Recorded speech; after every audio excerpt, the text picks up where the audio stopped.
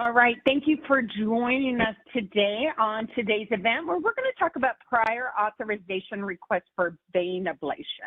My name is Mary Sue Gardner, and I'm a registered nurse on the Provider Outreach and Education team.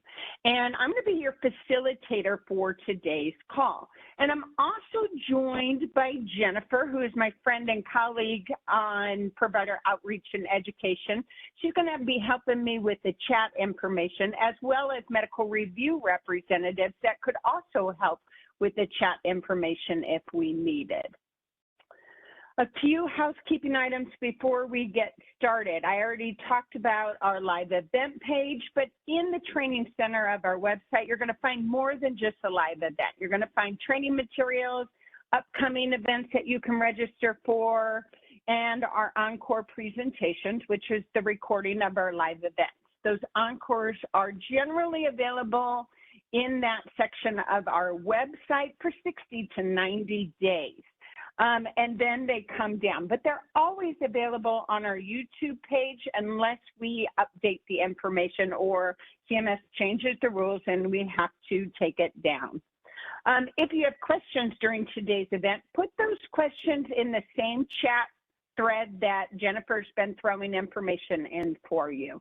And we will pause periodically and get to those questions as time permits. And then finally, when the event is done today, tell CMS how we did. As a contractor, CMS measures us through surveys. So we do put those surveys out, and we ask that you please consider taking the survey. It's valuable for us as your Medicare administrative contractor, as well as to CMS so they know how we are doing, how the public feels that we are doing. Jennifer placed a copy of that link to the survey in the comments, and you can use that at any time. I do ask, however, if you have to leave before the end of today's event, go ahead and use that survey link and give us your feedback. All right, on your screen is our disclaimer for today's event. And basically the disclaimer says we're giving you the information on the most current laws, rules, and regulations as they stand today. If Medicare CMS changes the laws, rules, regulations tomorrow, it's your responsibility as a provider of Medicare services to make sure you are following what is in place on the date of service you provide those services. So CMS has final authority, so go back to CMS's website if you ever have any question about coverage of any services. And then finally, acronyms. Medicare's full of acronyms. So on the screen today is just a list of acronyms that are contained within this presentation, and I may or may not say. If I say something you don't know what it is, just refer back to this list or put it in the chat, and either Jennifer or Candy will help me with the answers. All right, why are we here? My objective for today is that you gain some practical insight into the common medical review findings that are leading to non-affirmed decisions when we are looking at vein ablations. So to achieve this objective today, we're going to discuss how to manage the review and approval process. We're going to talk about some coverage criteria. We're going to talk about common pitfalls with the vein ablation prior authorization request. And then we will also talk about some strategies to improve your review outcomes. So let's start with coverage criteria. So a little bit of information for those of you that are on that are not medical.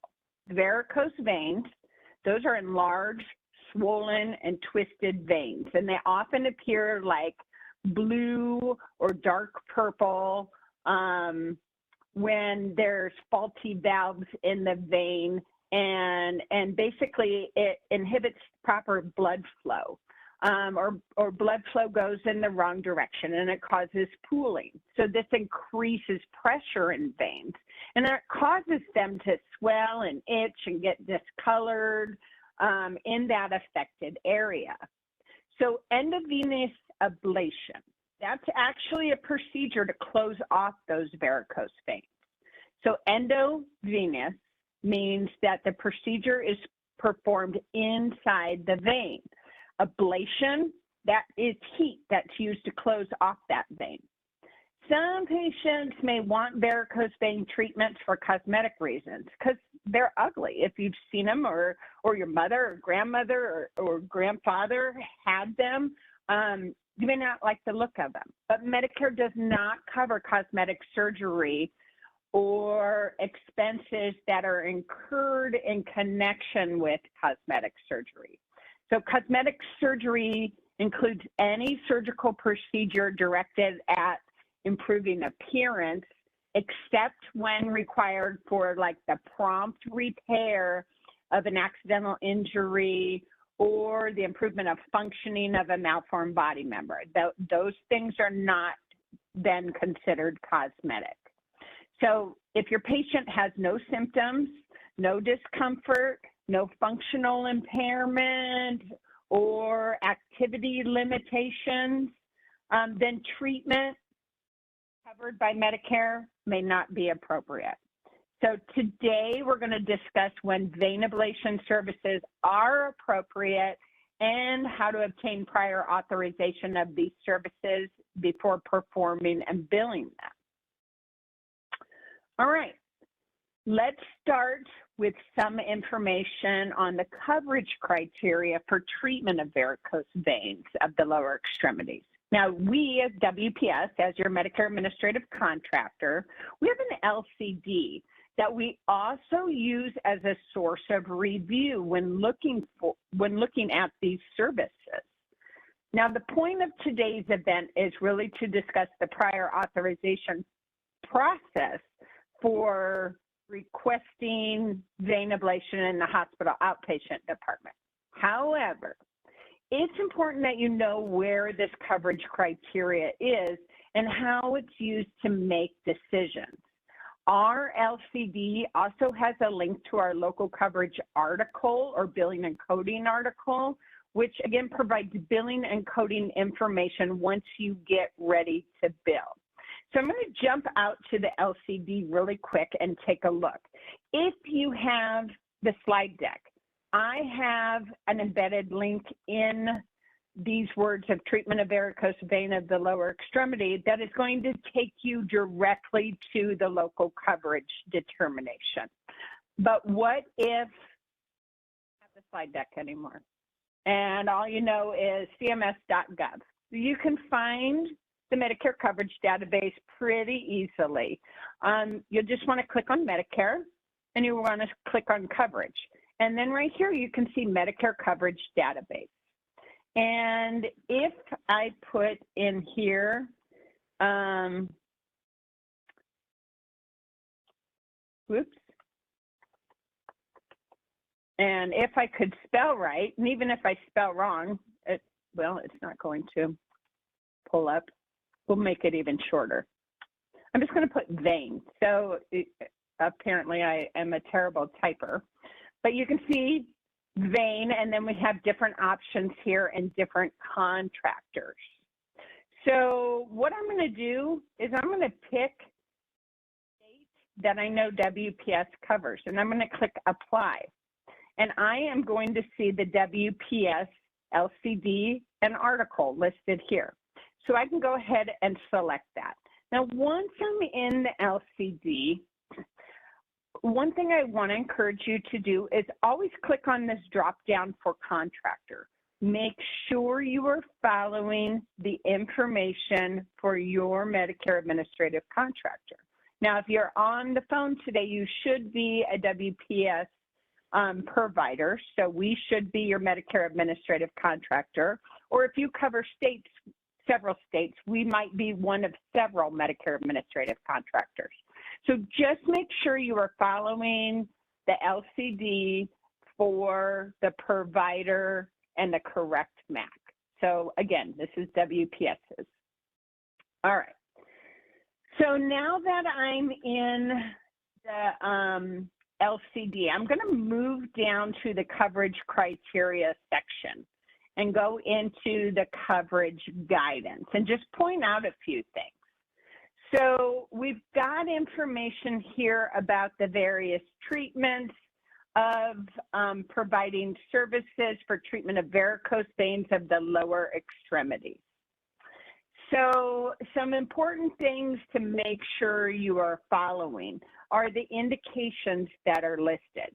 So up here you can see we have a little background information about treatment or services. There is a section here that says Doppler, ultrasound, or duplex studies are often used to map the anatomy, blah, blah, blah. There's adequate evidence that pre-procedural ultrasound is helpful, and Medicare will cover one ultrasound or duplex scan prior to the procedure to determine the extent and the configuration, blah, blah, blah, when medically necessary. So this is important information to note that you can have one ultrasound or duplex study done prior, and that Medicare will pay for it. It goes on to then give additional information about the services. So I wanted to point that out too.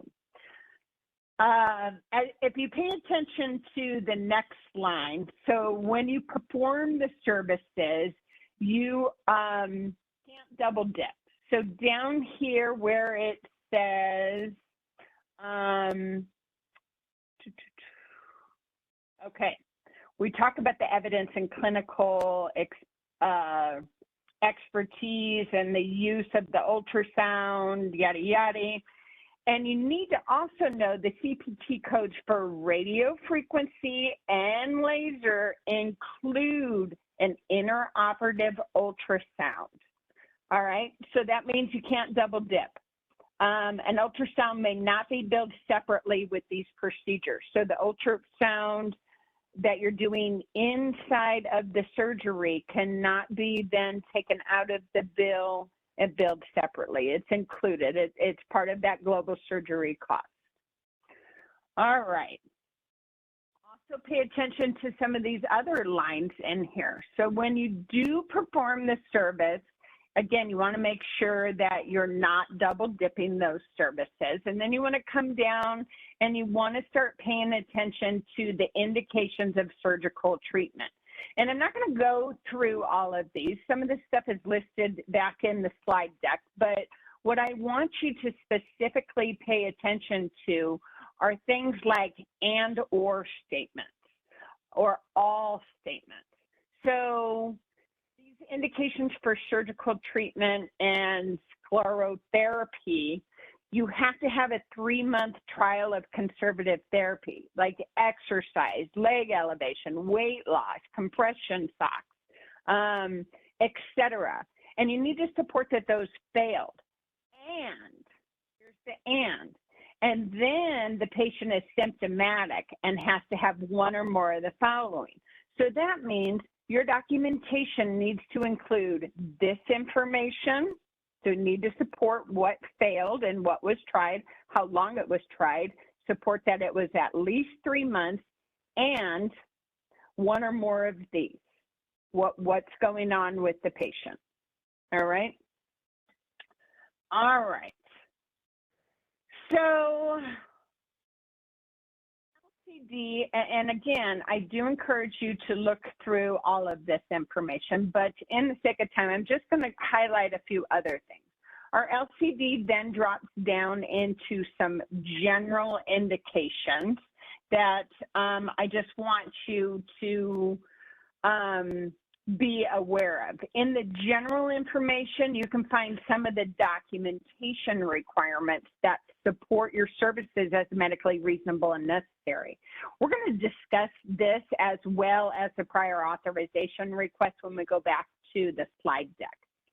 And then again, scrolling to the bottom of almost any one of our LCDs, you're going to find a link to the billing and coding article or companion article or local coverage article. So this is where you're going to find all information regarding billing and coding of these services. And again, the point of today is not to go over this. The point of today is to talk about the prior authorization process, because we haven't even got to billing and coding yet. We're still at the requesting it before we even perform it. All right. So again, I'm not going to dwell too much on that. I'm going to jump back into the slide deck presentation. And we're going to walk through the next couple slides pretty quickly because we've already discussed those. So just a little information on this slide. As a reminder, there are some indications that must be met in order to perform surgical treatment. And these include, again, that 3-month conservative management or therapy.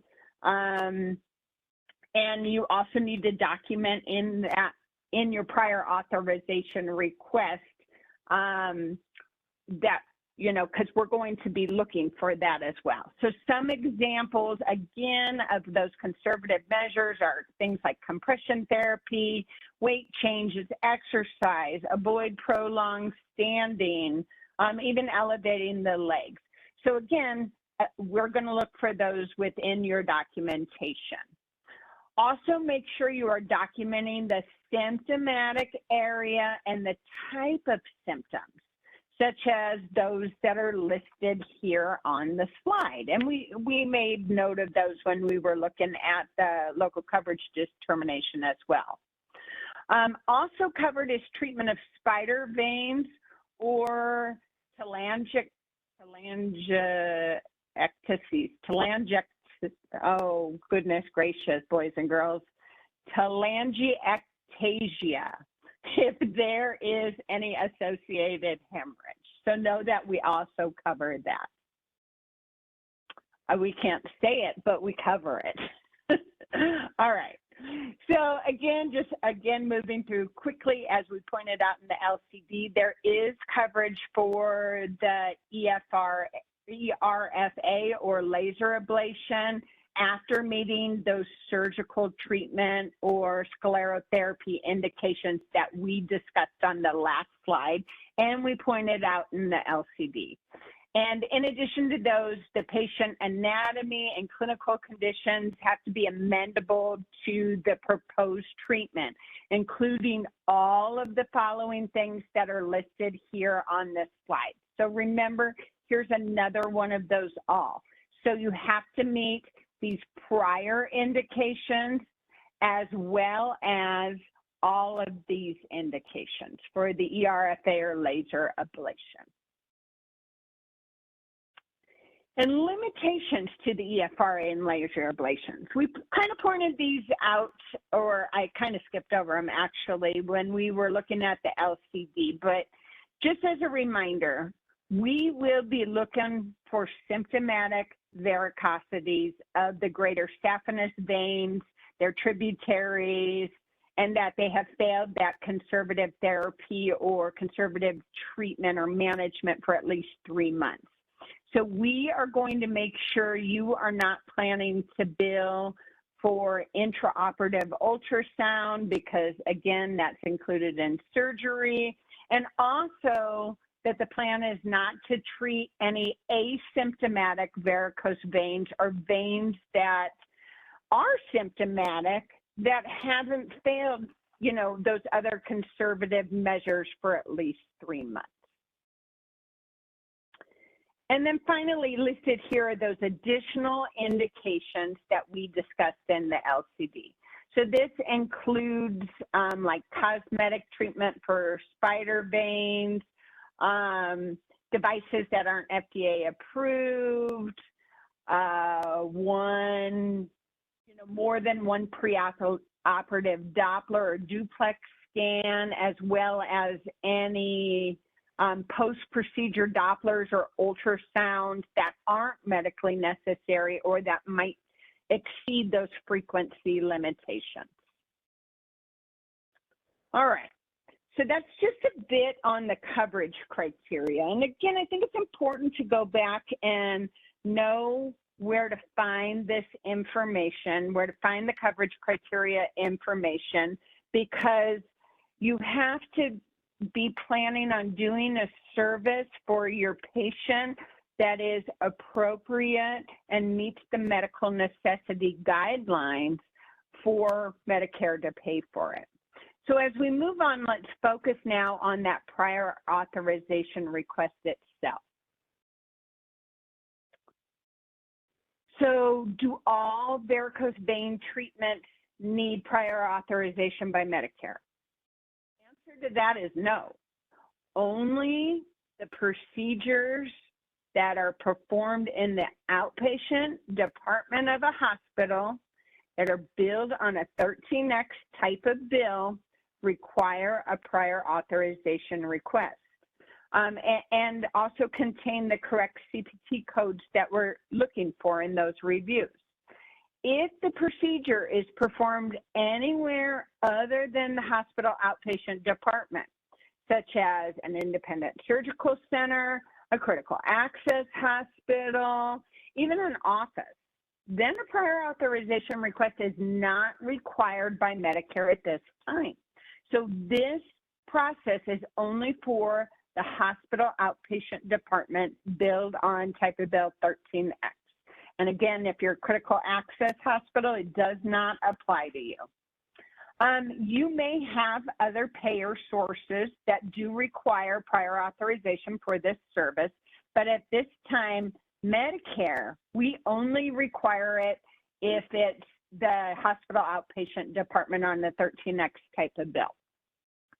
So if you are a hospital outpatient department and you plan to perform this surgery in your facility, you must submit a prior authorization request to us before you perform the service and before you bill the Medicare.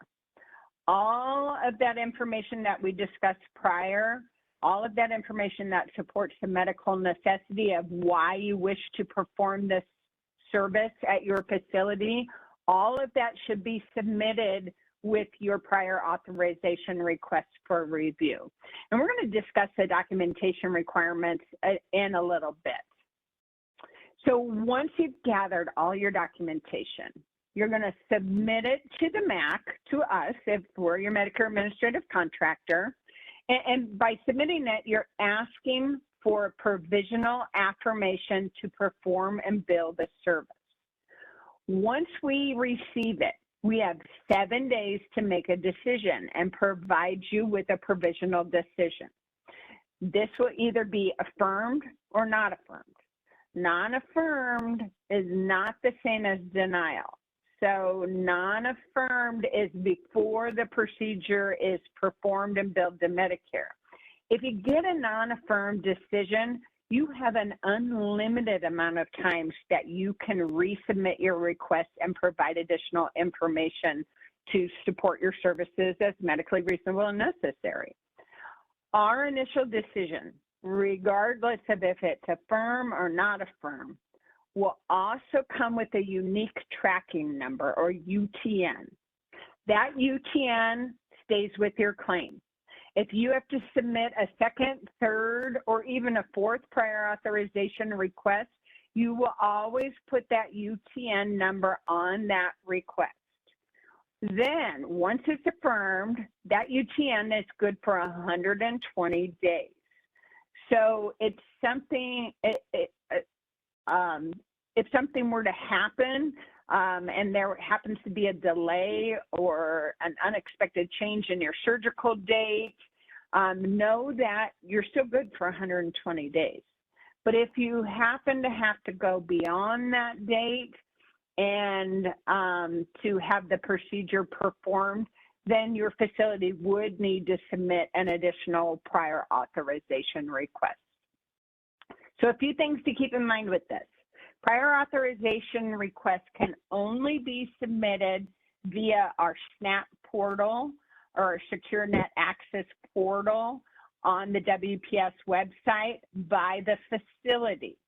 So this is a Part A service, a Part A prior authorization request. So only the facility can submit their request in that way. If a provider chooses to submit on behalf of the facility, they will have to choose an alternate means of submission.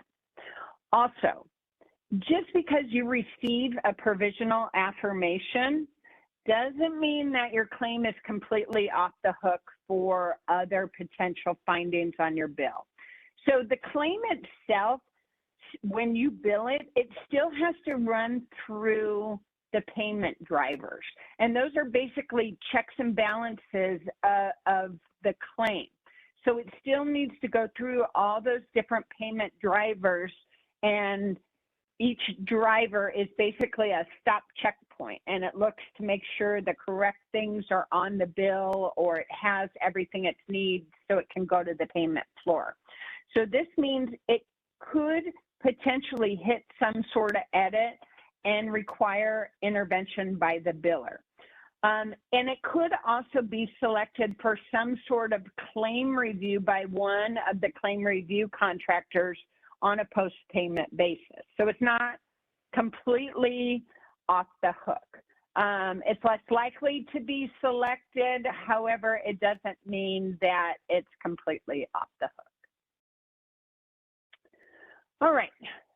So using the link on the slide, I want to jump out to the WPS website again really quick and show you where you can find more information on the prior authorization request for vein ablation, as well as what codes are part of the process.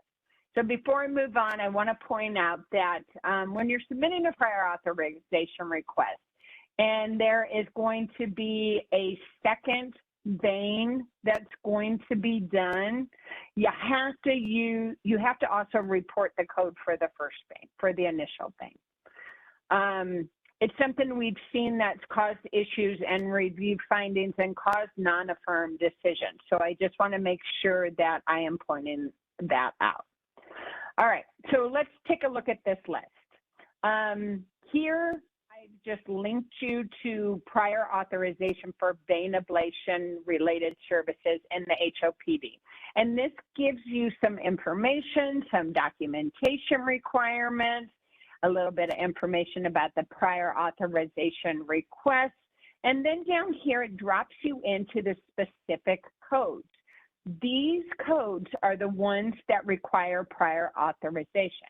And remember, if it's a subsequent vein, you also have to submit to us the first code, the first vein code as well. So the first vein treated as well as the subsequent vein.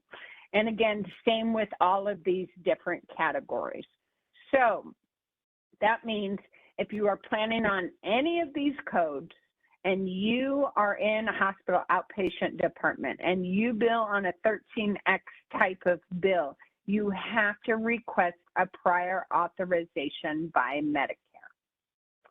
So this goes on to give some additional information about identifying and giving us more information about the vein, but we're going to talk about that in the documentation. So let me link back here. All right.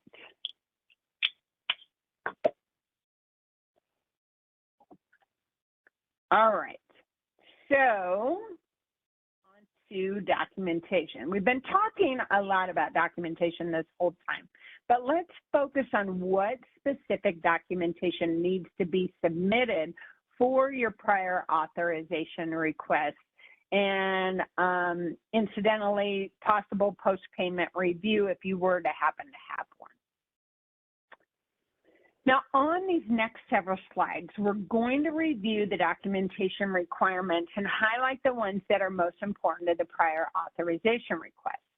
So these first documentation requirements on here really have to do with the veins themselves.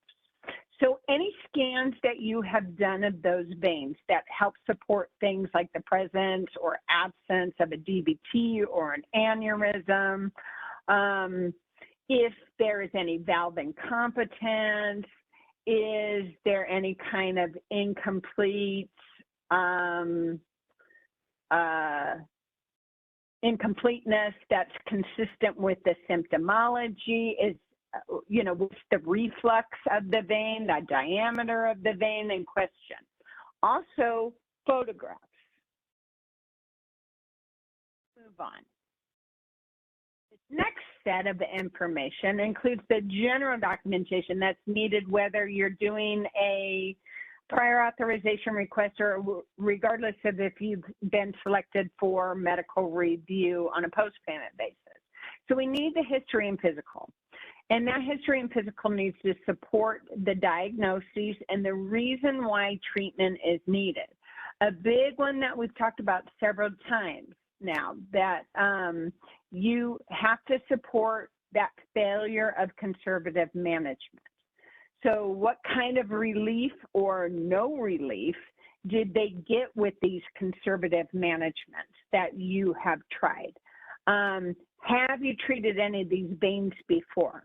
If you have, what did you do and how effective was it? What was the outcome of that? Your documentation also needs to contain signs and symptoms that the varicosities themselves are interfering with activities of daily living. So how do these impact this patient's life and activities of daily living, specifically when it comes to things like gait or bending or squatting or being able to perform donning or doffing clothes, etc. Finally, this kind of goes back to the first slide, which I mentioned, Dopplers. But any test that you've had to validate the location and the levels of the veins to be treated. It is really through your documentation that you're painting a picture for us. So I have the privilege of seeing your wonderful care that you provide to your patient. The wonderful care that your patient needs, the services that your patient needs. So we are stuck with trying to make decisions based on what you have documented in your medical record. So if your picture doesn't give all the details, it's hard for us to make a review determination and say, yes, you meet the Medicare coverage indication. So that's why I say a lot, your documentation needs to paint the whole picture for us. Include all the details, all the colors, all the images. So we have all the information necessary to help you support your services are medically reasonable and necessary, and we can make an affirmed decision on the first request. Without those details, we can't guess. If it's not documented, it's not done. So we need to have all that additional detail in your documentation. We don't expect you to write a book. We expect good quality information that highlights what you're going to do, where you're going to do, what the vein is like, what kind of treatment you are planning to do, any tests that you have done regarding that and how it affects the patient and what didn't work for the patient, and let us know it's been at least 3 months. All right. So once you've gathered all the information to support the service as medically reasonable and necessary, then you need to submit for your prior authorization review. We will look at the actual request form in a little bit here, but things that need to be identified on the prior authorization request and will need to be verified in the documentation are you need to identify what vein it is. You need to identify what extremity. That includes left, right, etc. You need to include what targeted segment is going to be done. Remember, you can only submit one prior authorization request for each procedure for each date of service. So if you are planning on following up with additional veins and additional treatments at a later date and time, then those are additional prior authorization requests that need to be submitted. So keep in mind, keep that in mind. So let's look at the prior authorization request form and talk about how to document on this form. On the screen are images of our prior authorization request form, and you can get this information on our website as well as on our SNAP section of our portal, and it's under the Transactions tab of SNAP, and that's what this lower one looks like. So this is a hard copy form, and this is where it looks like when you go into the Secure Access or SecureNet Access portal.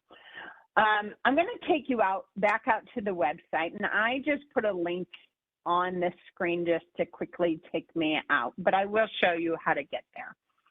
And I want to show you the prior authorization request form.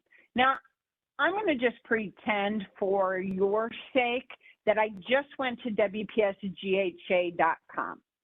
And you can see that listed here. And this is our landing page, our home page. Since this is a Part A service, I need to pick a Part A jurisdiction. So I'm just going to choose J5 MAC Part A. And then all I want is the form to submit this. I'm going to go into Tools, and I'm going to select All Tools, and I'm going to go down here and select All Forms. And so then when I scroll down, Prior Authorization, and you can see the HOPD Prior Authorization Request form is listed there. I'm going to download the form, which is just going to open it into a usable file format that you can then fill in and save and submit for review. So important things to know. You must fill out all fields. All right. Tell us if you are J5, if you are J8. Tell us which service you were doing. In this case, it would be vein ablation. If it is initial, if it is resubmission, if you are doing a resubmission and you already got a UTN, tell us what that UTN is. If the 7 days it's going to take us to review could cause harm to your patient and you need to request an expedited review, then you need to mark this as well. Expedited reviews are not because someone forgot to submit the request. We won't honor an expedited review for that. We will honor it if waiting that 7 days for our reviewers to make a decision could potentially harm your patient. And you've supplied us the information as to why that is. And then all the information regarding the facility, the physician, the beneficiary, and what you plan on billing when you do the service needs to be in these additional fields. If you are a provider and you're submitting on behalf of your facility, which you can do, you have to include all of this facility information. You cannot submit via SNAP, via the portal. You have to submit it in one of the hard copy formats. So you would have to use this piece of paper. So as we scroll down to the bottom, additional information. This is where you need to include what vein, what side, what extremity, what targeted segment you're planning on doing. That stuff is not identified through these HCPCS codes or modifiers, etc. You could give us the right-left modifiers that will help with that, but down here, do yourself a favor and give us all that additional information about, again, what vein, what side, what extremity, you know, what you're planning on doing. And then information as the requester, how do we get a hold of you if we have questions? If we have questions, we're going to call you. Answer the phone. It's amazing how many times Medical Review says we tried to contact the requester of the information, but they don't return our phone call or they don't answer the phone, or, you know, when you hear the phone ring and someone says Medicare, it's not always bad. Sometimes we're just calling to help you and say, hey, you need to submit as XYZ, and then we could potentially give you an affirmed decision. All right. So real quick, if you are a portal, if you're a facility, there is information in the portal user manual. I can't open like log into the portal and show you this, but I can show you the portal user manual. And it gives you, again, information on submitting a prior authorization request. And it goes down, and under the transaction sections, you can see there is a section for prior authorization. And then all the form fields are the same that we showed you on the hard copy. And then down here on section 6, there again is where you enter that additional information that you have. So include that additional information about the site, etc. All right. And moving on, in the interest of time, I want to just quickly cover a few strategies to help you avoid non-affirmed decisions. Make sure your documentation is clear and concise. Make sure that the documentation in your chart and on the form clearly identifies what extremity, the side, the vein, the targeted segment, if this is a serial ablation, any cosmetic procedures. Remember, we don't pay for cosmetic procedures.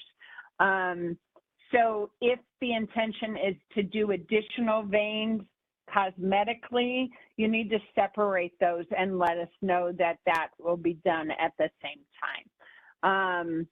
So we are not going to pay for any items or services in connection to the cosmetic procedure as well. We are only going to pay for those that are medically necessary. When it comes to your request, things that can cause your request to be non-affirmed is not completing that request form completely. Again, serial ablations on one request form. Each request has to stand on its own. So if you are planning serial ablations for other veins on different dates of service, make sure that you are submitting a different prior authorization request for those. All right, and then not including that first code when there is going to be a second code, that's another reason that we could potentially non-affirm. And then if we don't have the documentation to support it's medically reasonable and necessary, so you just haven't given us all those indications, there is a possibility that we could not affirm because it might look cosmetic. And we don't want that to happen to you. All right, so that is going to take us to the end of our formal presentation. We covered a lot of info today in this 45 minutes, including where to find your coverage criteria, what documentation is needed to support your services, and what you need to submit with your prior authorization request. And finally, we finish with some practical tips to help you avoid that non-affirmed decision. So at this time, I'm going to look over at our chat and see if there's any unanswered questions that have come in. And I don't see any, and I know we were right at time, so I want to thank you for sticking with me for a few additional minutes as we finish out some of these closing remarks. But if you have questions, go ahead and put those in the chat. And I will pause one more time before I close out this event and take a peek. All right, in your mailbox, probably now or in a little bit, you're going to receive an email, which also serves as your certificate of achievement. And it's going to basically thank you for attending, but don't delete that without looking at it, because if you need contact hours for CEUs, it gives you information in that email, and it gives you those contact hours. So again, don't delete it without reading it. If you have a follow-up question, if you think of something later today or tomorrow or even within the next 7 days, go ahead and send those to me. Send them to this email address that is on the screen here. Put vein ablation in the subject line, and send those to this email address that we've prior put in the chat as well as on the screen. And if it's something I feel is pertinent that everyone should know, I'll send it out to everyone. Just don't send claim-specific information. If you have claim-specific information, you have to send those back to customer service. So unfortunately, we don't have access to the systems. We can't look up the claims. We just can't. And our customer service is the ones geared to handling that information for you. We are in the chat information. Jennifer's going to place a link to the survey, and also when you close out of this webinar, you're going to be redirected to a site that's going to take you to a CMS survey. Again, CMS wants to know how I did and how you feel about this event, but most of all, what we want to know is what additional education do you need in the future? There is opportunity within that survey to tell us what else you need to make your life easier. So put that information in there. We do a lot of events based off of that information. And again, we hear you. Based off that information, we've made some changes. We've added chapters to our YouTube. So you can go back tomorrow, listen to this event, and just click through on the components that you want to hear. We also added some training indicators to our live events, so you know if the event is going to be billing or clinical, or if it's going to be specific to the UB04 or 1500, et cetera. So pay attention to those. That's one thing we added based on survey comments. And finally, on behalf of myself and Jennifer, as well as Medical Review, I want to thank you for your participation in today's event, and I want to thank you for giving me the few additional minutes of your time today. This concludes our webinar, and you may now disconnect.